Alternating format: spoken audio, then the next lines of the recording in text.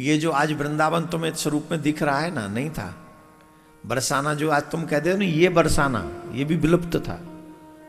भगवान गए तो भगवान के धाम सब विलुप्त हो गए, कुछ नहीं।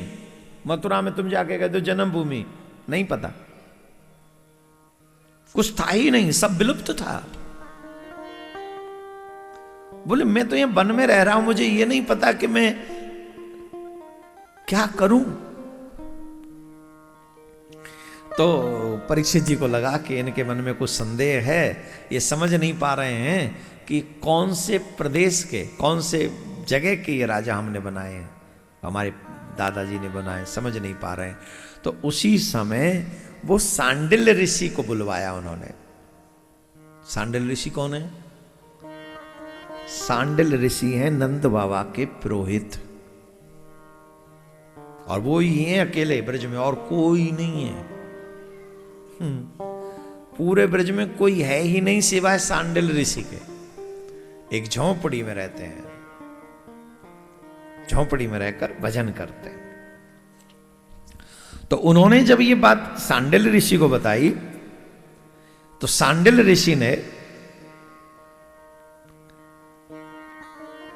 शृणोतम दत्त चित्तो में रहस्यम ब्रज भूमिजम। सांडिल्य ऋषि बोलते, प्रिय परीक्षित और वज्रनाभ, मैं तुम लोगों को ब्रज भूमि का रहस्य बताता हूं, तुम ध्यान से इस रहस्य को सुनो। ब्रज शब्द का अर्थ है व्याप्ति। इस ब्रज वचन के अनुसार व्यापक होने के कारण ही यह भूमि का नाम ब्रज पड़ा है। सत्व, रज, तम, इन तीनों गुणों से अतीत जो परब्रह्म है वही व्यापक है, इसीलिए उसे ब्रज कहते हैं। यह सदानंद स्वरूप परम ज्योतिर्मय और अविनाशी है। जीवन मुक्त पुरुष उसी में स्थित रहते हैं।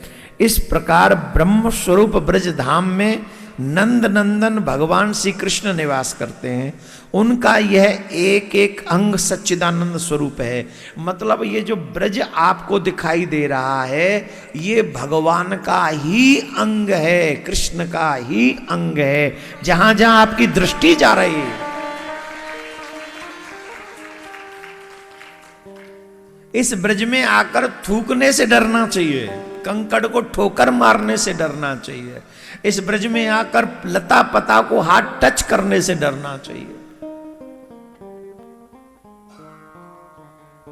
यहां के शराब पीते हो, यहां के गुटखा खाना, यहां के नशा करना, यहां के गाली गलौज करना, अरे राम राम राम राम राम।